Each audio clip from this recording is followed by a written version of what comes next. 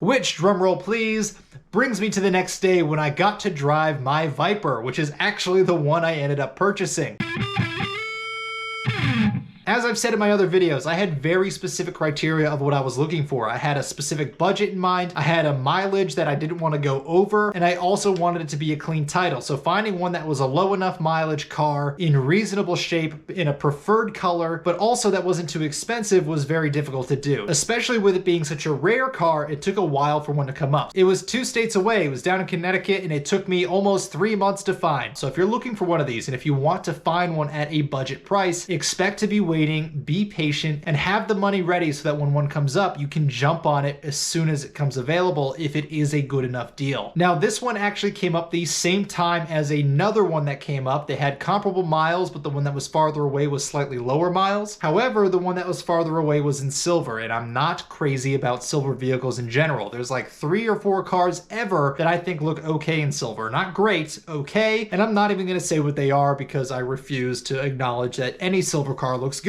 But the one I ended up buying was listed at $38,000 or $39,000. And at that point, it was September. We're going into the winter. You know people want to get rid of these things so they don't have to store it for the winter. So what I actually ended up doing is I reached out to the owner of the car and I said, look, there's this other car that's available. It has less miles. It's not that much farther away than yours is. And quite frankly, it's in really good condition. I was very upfront with him. I said, you know, to be frank, this other one's a better deal. And I like yours, but I'm not really interested in it unless I can get it for about $36,000. So it's obviously less than he was asking, but I didn't like lowball the absolute crap out of him. It was enough that if he was actually interested in keeping the car moving, he would at least consider it at that price point. And actually, the guy was super nice about it. He was super receptive. He owned this car, as I found out, for 12 and a half years. So I think he cared more about it going to the right person than he did about getting every dollar out of it that he could. So I think I got kind of the best outcome I could there, because he's like, look, you were upfront with me and you were honest, but you weren't rude about it. You didn't lowball me unnecessarily. You didn't waste my time. And quite frankly, you weren't being a dick. He's like, you know what? You were very kind in the way you worded it. You were very professional in how you approached me, and you were very serious about it. So sure, if you come down, you check out the car, I will honor $36,000, which is like, honestly, just like remembering that sensation, like the hair is standing up on my arm right now. Like I still get so giddy about, I'm amazed. I'm so glad that worked out, because like it was just kind of the dream scenario for me. And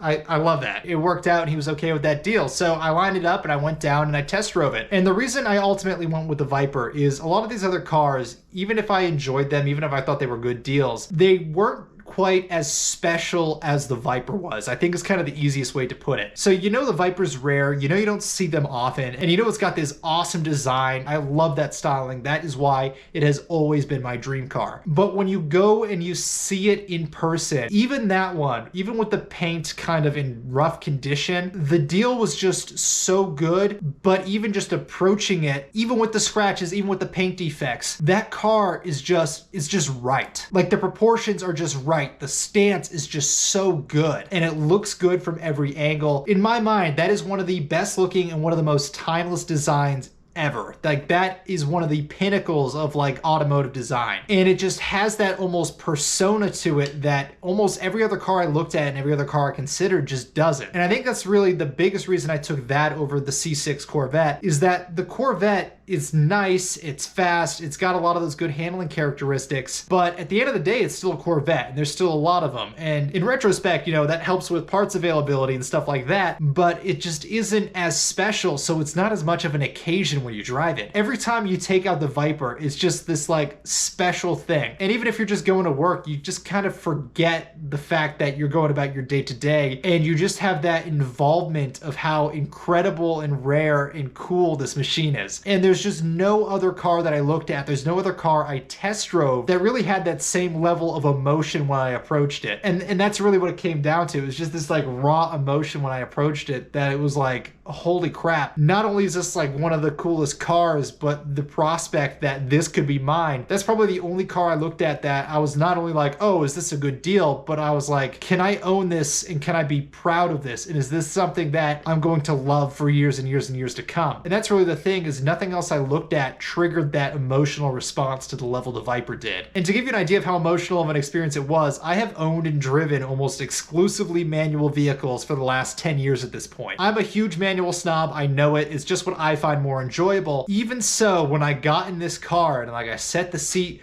just right, and you like mold into these deep, stiff bucket seats, and you're sitting low, and the wheel's the perfect size, and everything's just perfectly placed, and you have the gauges just angled slightly towards the driver. Just the experience of that and taking it all in, especially for the first time, I was just in such awe, and it was like such a surreal experience that I go and I put the car in gear, and I like just go to take off gently just to see if this is like a livable, reasonable thing before I try to rip on it, that I forgot to take the parking brake off and it didn't move. And it took me a second to like fully process. I was like confused. I was like, oh, is that like the chewed rotor in the front? And then as it clicked and I looked over to the parking brake, the owner's kind of like, you, and I was like, yeah, okay, I know, like I'm stupid, like hold on.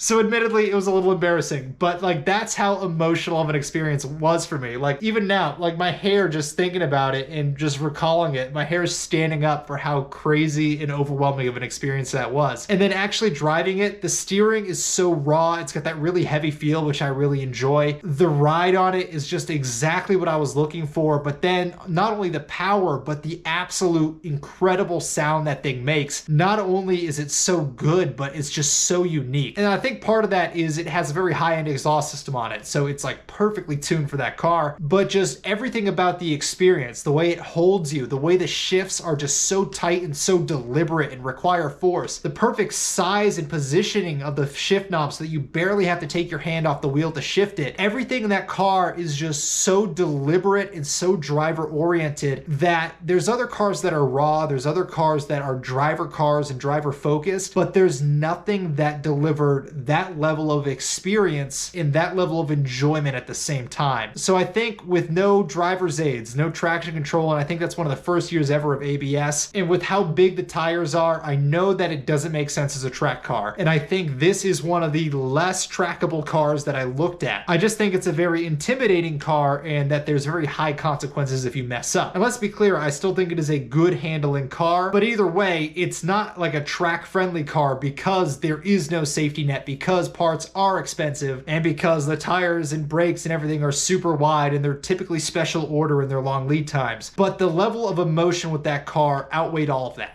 And that's really what it came down to, is the Z06, the Shelby GT350s, the S550s, the Miatas, the BRZs, the Lotuses, the Porsches. Nothing else could both check my criteria and elicit this kind of response. That's what it boils down to. This was my dream car for a reason. This is the car I've dreamed about for literally my whole life for a reason. And to be honest, it lived up and honestly exceeded a lot of my expectations in a lot of ways. They kind of say don't meet your idols, and that if you experience it, it's not ever going to be as good as you kind of imagined it, but that wasn't the case here. It was everything I imagined it and more, and at that point it was kind of a done deal. I was still super nervous about spending that much money in a car. Like I said, that is more than I ever thought I'd spend on a vehicle, but I gotta say, every single time that car is driven, it's such a special occasion, and it's worth every single penny, and I'm just so glad I did it. Because as someone who always does financial planning and always tries to make the responsible decision, doing this was not only out of my comfort zone, but it's like downright the craziest thing I think I've ever done. Like, I'm 2 years removed from that purchase at this point, and I still think it is the craziest thing I've ever done. And I'm super glad I did it because it's awesome, and I wouldn't trade it for the world. It's definitely the most enjoyable vehicle I've ever had, and my ownership experience has been completely worth it. So if you can reasonably afford to do something like this and you're kind of on the fence about it, I'd say take the plunge. I mean, you live once, right? It's nerve-wracking, it's terrifying. I still feel crazy for doing it, but it's like the coolest thing I've ever done, and I'm super glad I did. But anyhow, that's all the stuff I considered. Like I said, literally anything and everything. And with that, I'm gonna close this one out. Thank you guys for watching, and I will see you next time.